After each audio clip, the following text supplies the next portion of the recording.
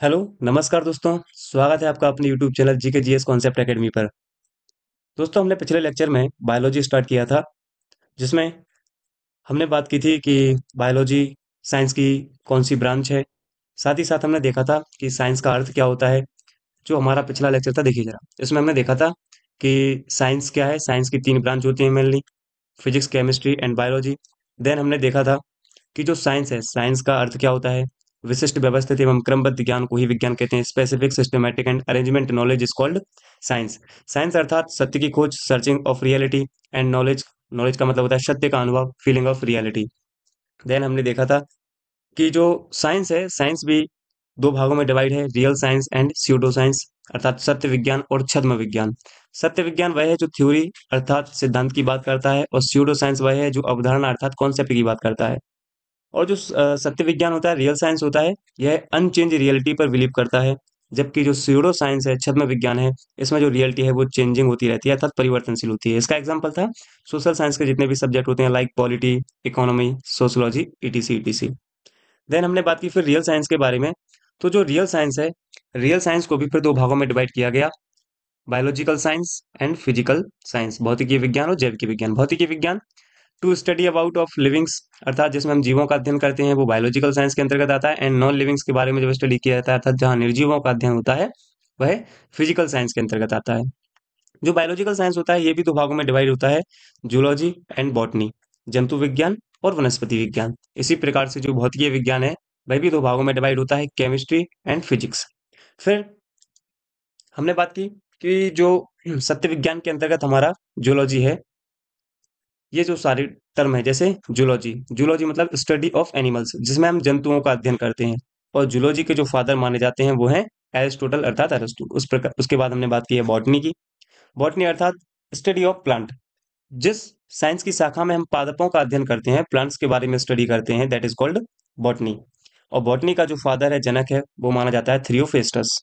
इसके बाद केमिस्ट्री अर्थात रसायन। रसायन में या केमिस्ट्री में हम बात करते हैं मैटर की, पदार्थ की। तो स्टडी ऑफ मैटर यानी पदार्थों का अध्ययन हम साइंस की जिस शाखा के अंतर्गत करते हैं, वह केमिस्ट्री कहलाती है।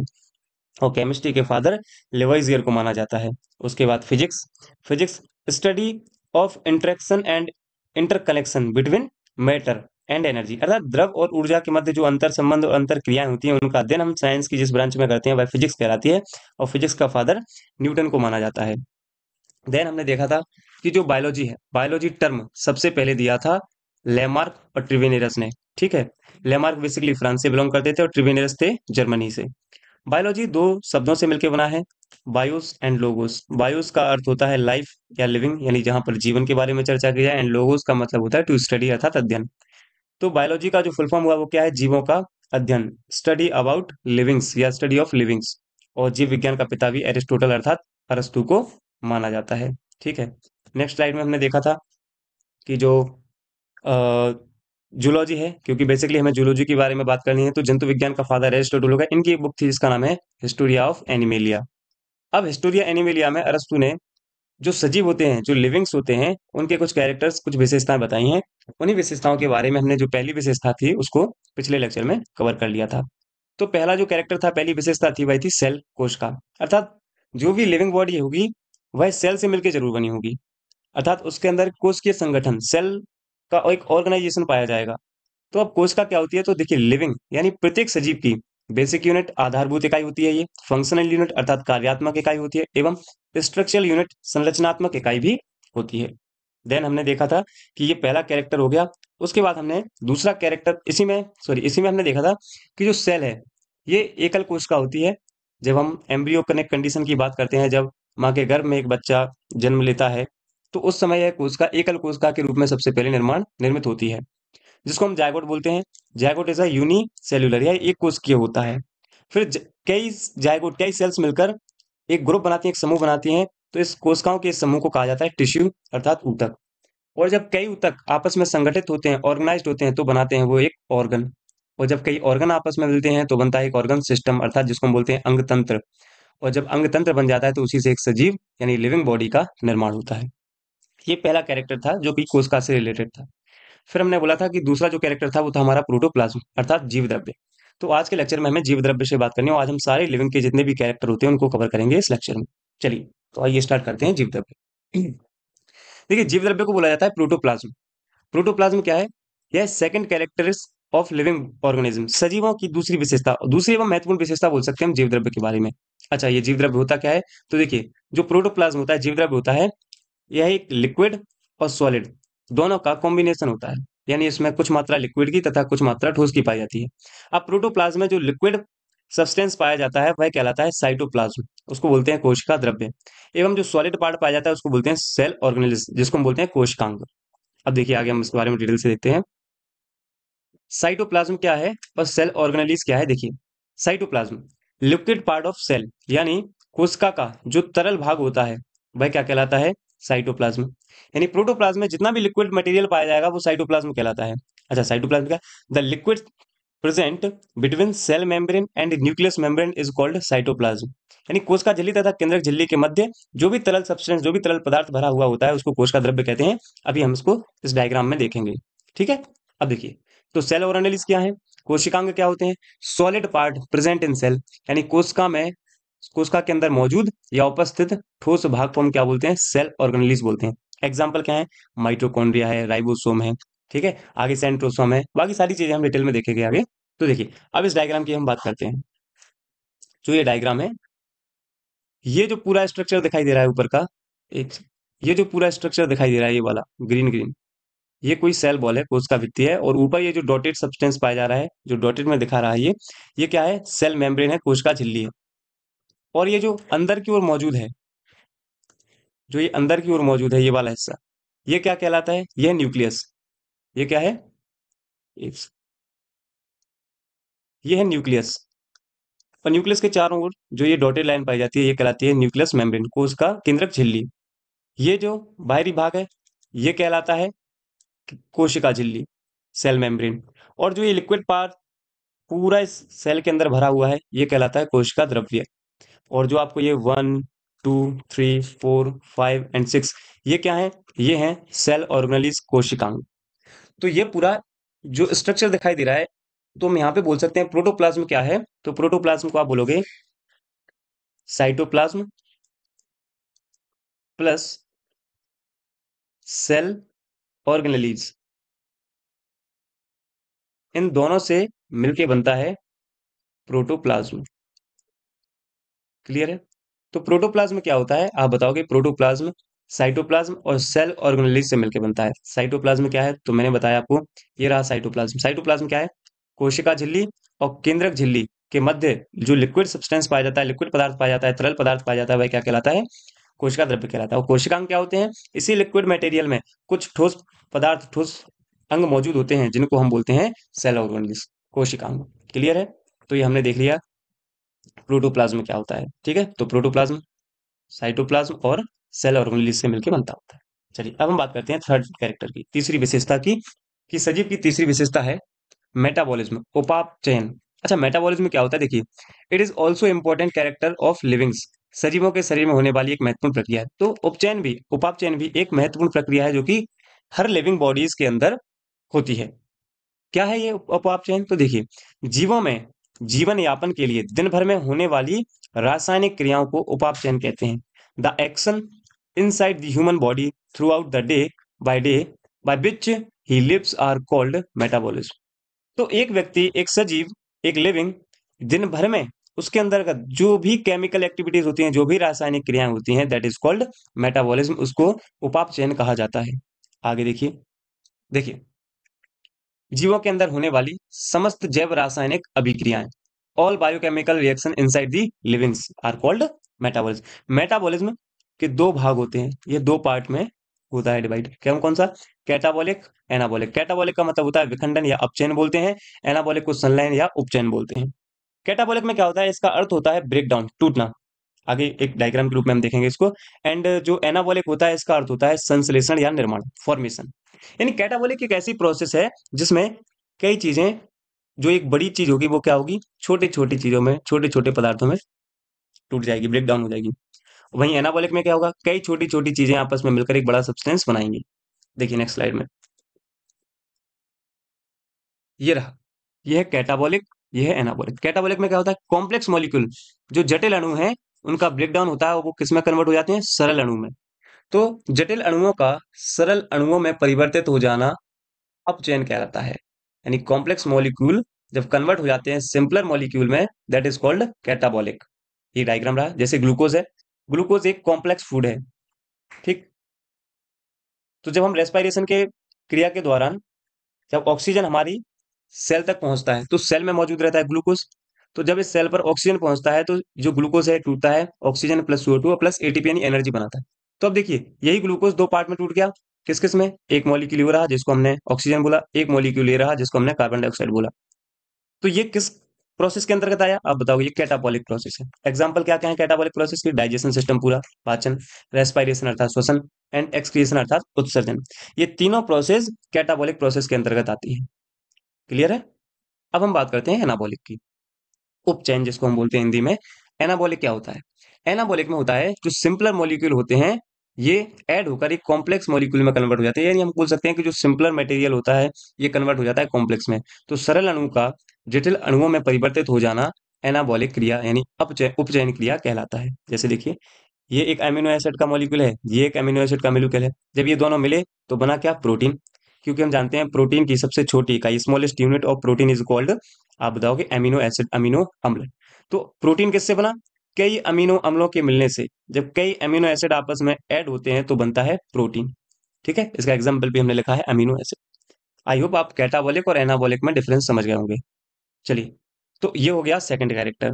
ठीक है, अब हम बात करते हैं थर्ड कैरेक्टर की। थर्ड कैरेक्टर क्या है सजीव का, रेस्पायरेशन। ध्यान रखना, अभी तक हमने पहला कैरेक्टर देखा कि जो भी लिविंग बॉडी होगी उसका स्ट्रक्चर सेल से मिलकर बना होगा। दूसरा, सेल में पाया जाएगा प्रोटोप्लाज्म, यानी जो भी लिविंग होगी उसके अंदर प्रोटोप्लाज्म भी पाया जाएगा। और थर्ड कैरेक्टर हमने देखा अभी, थर्ड कैरेक्टर है मेटाबॉलिज्म। मेटाबॉलिज्म। तो ये तीन कैरेक्टर हमने देख लिए अभी तक सजीवों में। चौथा कैरेक्टर जो है वो है रेस्पायरेशन। चौथा कैरेक्टर है रेस्पिरेशन अर्थात श्वसन। जो भी लिविंग बॉडी होगी वह श्वसन का काम करेगी, चाहे वो प्लांट हो या एनिमल हो। तो respiration is a fourth character of any living bodies. जैसे देखिए, अब रेस्पिरेशन को हम समझते हैं क्या है। Respiration is a catabolic process. पिछली स्लाइड में ही हमने देखा कि एक अपचयन अभिक्रिया है। अब देखिए ये हमारा एटमोस्फेयर है। इस एटमोस्फेयर में कार्बन डाइऑक्साइड भी है, ऑक्सीजन भी है, नाइट्रोजन भी है, हीलियम भी है, हाइड्रोजन भी है, ऑर्गन भी है, विभिन्न गैसें पाई जाती है इस वायुमंडल में। अब ये कोई एक ह्यूमन बॉडी है। यहाँ पर हम प्लांट भी ले सकते थे, कोई प्रॉब्लम नहीं है, हम प्लांट को भी यहाँ पर बना सकते थे, लेकिन फिलहाल हम बात करेंगे ह्यूमन बॉडी के बारे में। तो ह्यूमन बॉडी ने जब वो रेस्पिरेशन करता है तो अपने अंदर एयर को लेता है। इस एयर में ऑक्सीजन, कार्बन डाइऑक्साइड, बाकी सारी गैसें भी जाती हैं। अब ध्यान रखिए, जो एयर है, एयर नोज के माध्यम से यानी नासिका के माध्यम से हम इसको इंगल्फ करते हैं, ग्रहण करते हैं। और हमारा जो विंड पाइप है, विंड पाइप के माध्यम से ये कहाँ तक पहुंचा है, लंग्स तक पहुंचता है, यानी हमारे फेफड़ों तक पहुंचता है। फेफड़े से ब्लड का प्यूरिफिकेशन होता है वहां पे। और ब्लड का प्यूरिफिकेशन होने के दौरान फेफड़ों में ही जो ब्लड में हमारा मौजूद हीमोग्लोबिन होता है, ये हीमोग्लोबिन ऑक्सीजन को कैरी करता है, अपने साथ लेके जाएगा और प्रत्येक कोशिका तक पहुंचता है। कोशिका में पहले से ही मौजूद रहता है ग्लूकोज।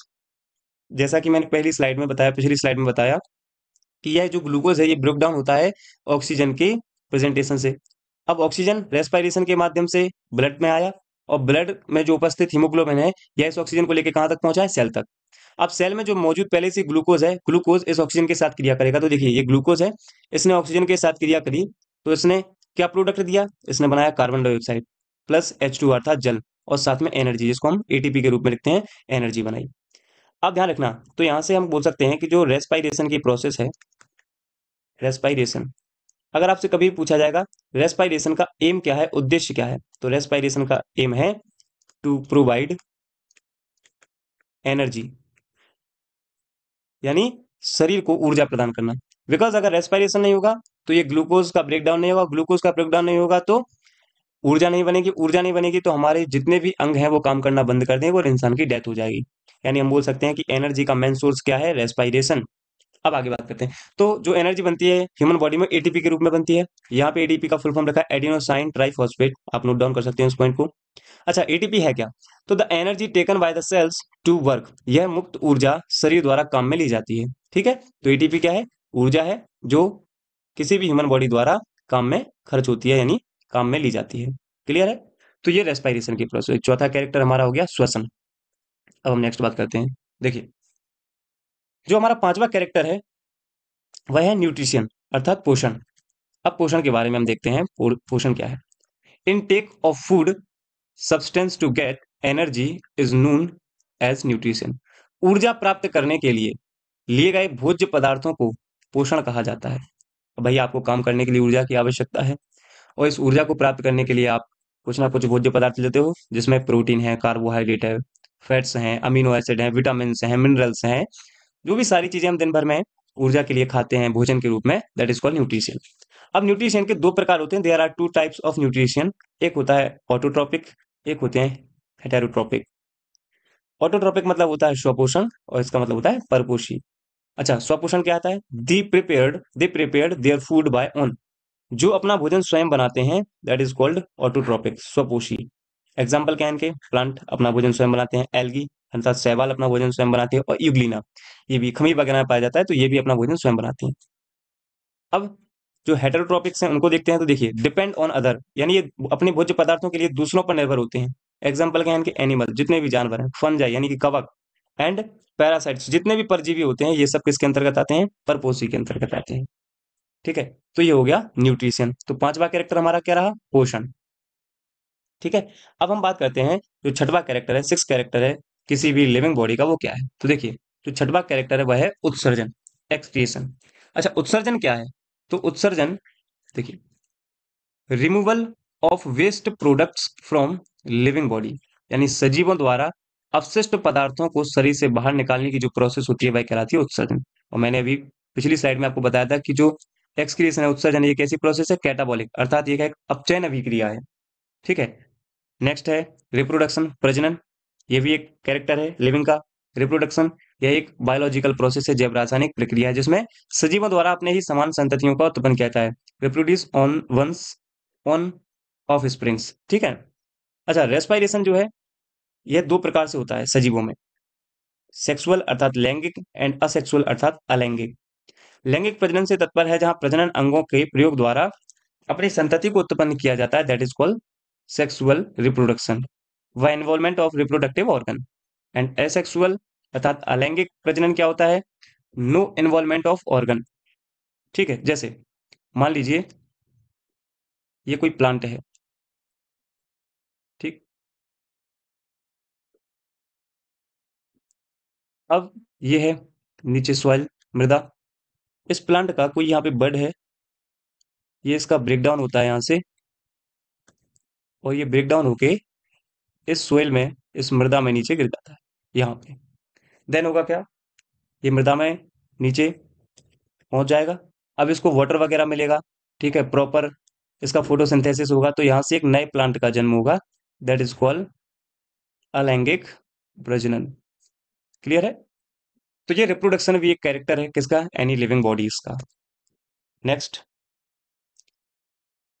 देखिए, एक है संवेदनशीलता, सेंसिटिविटी।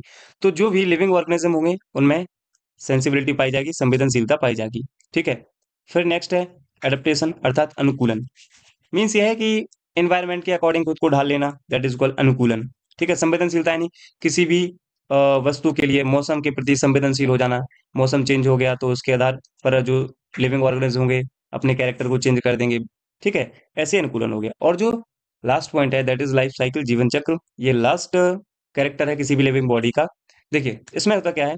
सबसे पहले एक जायगोट का निर्माण होता है, ठीक है, भ्रूणीय अवस्था में। Zygote zygote is convert in embryo, भ्रूण। भ्रूण के पश्चात एक बच्चे का जन्म होता है। फिर चाइल्डहुड की स्टेज आती है, चाइल्डहुड के बाद प्यूबर्टी अर्थात किशोरावस्था की जाती है, देन वह एडल्ट होगा। एडल्ट के बाद उसका एक ओल्ड एज का समय आएगा, और देन उसकी डेथ हो जाएगी। तो ये है एक लाइफ साइकिल, यानी हम कह सकते हैं इसको process of life to death, अर्थात जन्म से मृत्यु तक की प्रक्रिया ही क्या कहलाती है? लाइफ साइकिल कहलाती है। तो ये हमारा पूरा एक इंट्रोडक्शन हुआ, जिसमें हमने देखा कि लिविंग के क्या कैरेक्टर होते हैं। तो लिविंग के ये टोटल 10 कैरेक्टर होते हैं। अब हम बात करते हैं कि जो हमारा बायो, ये पूरा इंट्रोडक्शन वीडियो था। अब हम बात करते हैं कि हमारा बायोलॉजी का सिलेबस क्या रहेगा। ठीक है, तो देखिए, बायोलॉजी में हमारा जो सिलेबस रहेगा, इंट्रोडक्शन जिस पर हमने चर्चा कर ली, ये कंप्लीट हो चुका है हमारा इंट्रोडक्शन वाला पार्ट।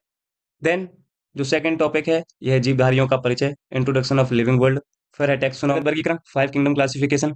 ठीक है, बायोनॉमिकल नोमेनकल्चर है ये। जीवों की द्विनाम पद्धति, ये cell biology, digestive system, blood circulatory system, अर्थात इसमें पूरा रक्त, ब्लड, हार्ट के बारे में चर्चा करेंगे, एक्सक्रिएशन, उत्सर्जन तंत्र, एंड ये है रेस्पिरेटरी सिस्टम अर्थात श्वसन तंत्र। उसके बाद स्केलेटल सिस्टम अर्थात कंकाल तंत्र, nervous system, endocrine system, muscular system and human tissue, reproductive system, botany, genetics के बारे में हम चर्चा करेंगे, इवोल्यूशन के बारे में हम चर्चा करेंगे, ह्यूमन डिसीज के बारे में पढ़ेंगे, और फिर branches of biology and terminology, कुछ बायोलॉजी की शाखाएं और कुछ शब्दावलियां रहेंगी उनको, एंड जो लास्ट में जो 21 रहेगा वो रहेगा मिसलेनियस अर्थात विविध पार्ट।